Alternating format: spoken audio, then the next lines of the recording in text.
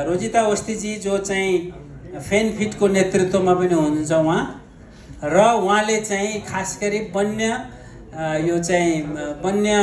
पैदावारमा उहाँले चाहिँ ट्रेड पनि गर्नुहुन्छ हैन। अब अर्ध प्रोसेसिङ गरेर पनि गर्नुहुन्छ र अब यसमा चाहिँ उहाँको अनुभव कस्तो छ र यसमा बढी चाहिँ उहाँको अनुभव मेरो विचारमा राम्रो हुनुपर्छ। हामी जहिले पनि धेरै पनि केही पनि हुँदैन नेपालमा, केही पनि हुँदैन भनेर अब हाम्रा छोराछोरी सबै विदेश पलायन भएका बेला स्वदेशमै बसेर पनि उद्यम व्यापार यो चाहिँ ट्रेड पनि गरेर पनि पैसा कमाउन सकिन्छ, इज्जत कमाउन सकिन्छ, नेतृत्व लिन सकिन्छ भनेर एउटा रोल मोडलको रूपमा हाम्रो रोजिताजी हुनुहुन्छ। उहाँको कुरा सुनौँ। उहाँ तालिका साथ उहाँलाई स्वागत गरौँ। धन्यवाद भरत सर। उपस्थित सम्पूर्णमा नमस्कार।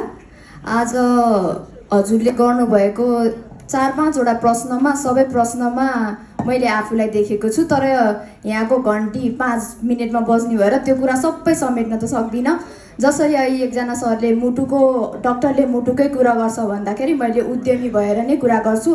सर्वप्रथम मैले कुरा गर्दाखेरि चाहिँ नेपालमा वन पैदावारसँग सम्बन्धित स्रोत र साधन प्रशस्त छन्, तर उद्यम कमजोर छ, बजार कमजोर छ। मैले एउटा चाहिँ अहिले जेएनजीको कुरा नै आएको थियो, बालन सरकारको कुरा पनि आएको थियो। सम्मानित प्रधानमन्त्रीको एउटा भनाइ चाहिँ सापटी लिँदै हामी नेपाली माल भएको चाल नपाएको मान्छे हो। हामीले स्रोत र साधनको सही सदुपयोग गर्न सकिरहेका छैनौँ। अब मैले धेरै भूमिका नमानिकन यदि हामीसँग स्पष्ट ऐन नियम कानुन भइदियो, मानौँ छैनन् होला, आफैले मनन गरौँ र त्यसमा भएका प्रक्रियाहरू पनि सरल छन्, सहजीकरण छ, एकदमै सजिलोसँग काम गर्न सक्छौँ, मानिलौँ। हामीले स्कुलको कुरामा एक्स मान्ने भने जस्तै प्रक्रिया पनि सजिलो छ, ऐन नियम पनि सबै सजिलो हुँदाखेरि पनि एउटा हामी अहिलेको जेनेरेसन भने चाहिँ सोसियल मिडियासँग एकदमै कनेक्टेड जेनेरेसन हो र हामीले गरेको कामहरू पनि अहिलेको प्लेटफर्ममा लैजानको लागि चाहिँ हामीले सोसियल मिडियाको थ्रु जानुपर्छ। त्यसमा जाँदाखेरि हामी व्यवसायीले काठका उत्पादन, काठहरू सोसियल मिडियामा पोस्ट गरेर हामीले प्रचार प्रसार गर्दाखेरि हाम्रो पोस्टमा आउने नेगेटिभ कमेन्टले हामीलाई पछि पार्छ।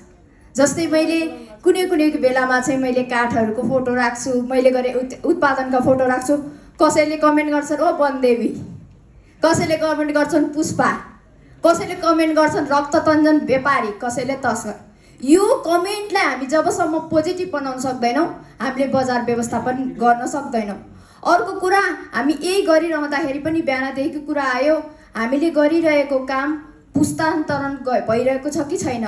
तर पुस्तान्तरण भइरहेको छैन भनौँ नि, म आफैले मेरो आमाले स्थापना गरेको काठको मिल सञ्चालन गरिरहेका छौँ, तर म एकजनाले भएन नि त। 99% व्यक्तिहरू चाहिँ आफ्नो कल कारखानाहरू बन्द गरिरहेका छन्, जसले गर्दाखेरि चाहिँ पुस्ता हस्तान्तरण भइरहेको छैन र बजार व्यवस्थापन पनि त्यसमै अड्किएको छ।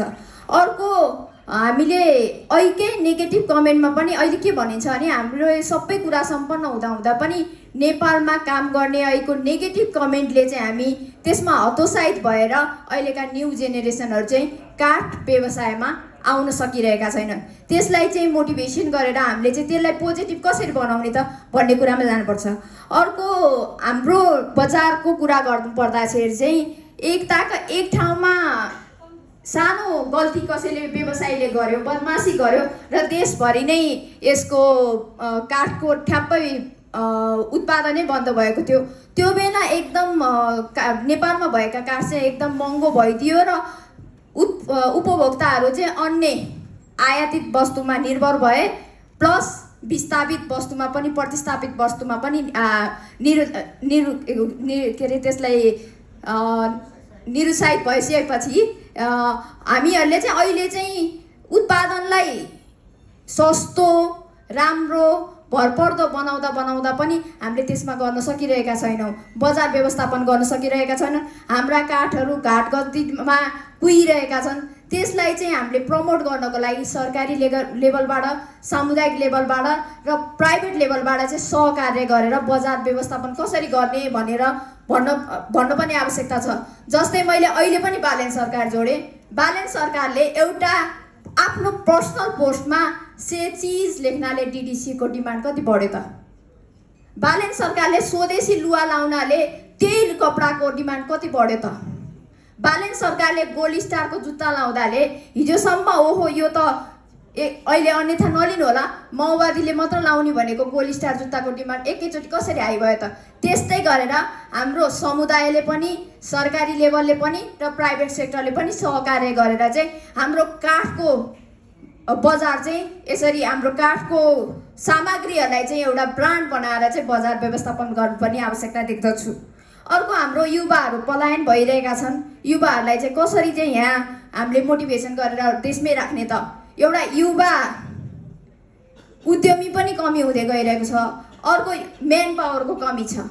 हामीले स्किल डेभलपमेन्ट कसरी गर्ने भनेर तालिमका व्यवस्थापन गर्ने त्यस्ता कुराहरूलाई चाहिँ हामीले जोड दिनु पर्दछ।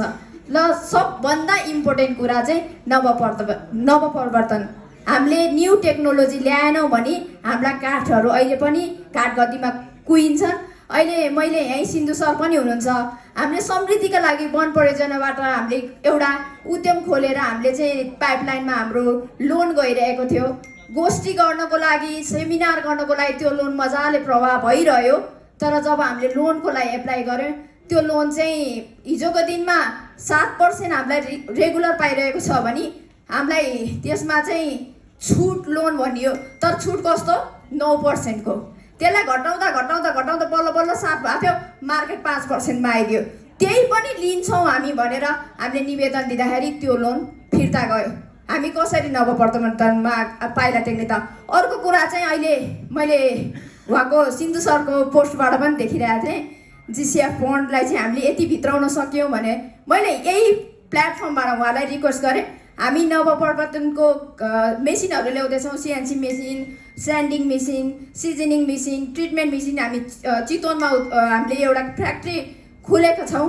हामीलाई ग्रान्ट चाहिएन तर इन्ट्रेस्टमा छुट त दिन सकेला नि। कृषि र वनलाई एउटै मन्त्रालयमा राखिएको छ भने कृषि सरह हामीले पनि छुटमा लोन त पाउनु पर्यो नि भनेर त्यसलाई चाहिँ हामीले प्रविधि भित्राएर मात्र हामीले बजारको व्यवस्थापन गर्न सक्छौँ। हस् यति नै भने हस्, धन्यवाद।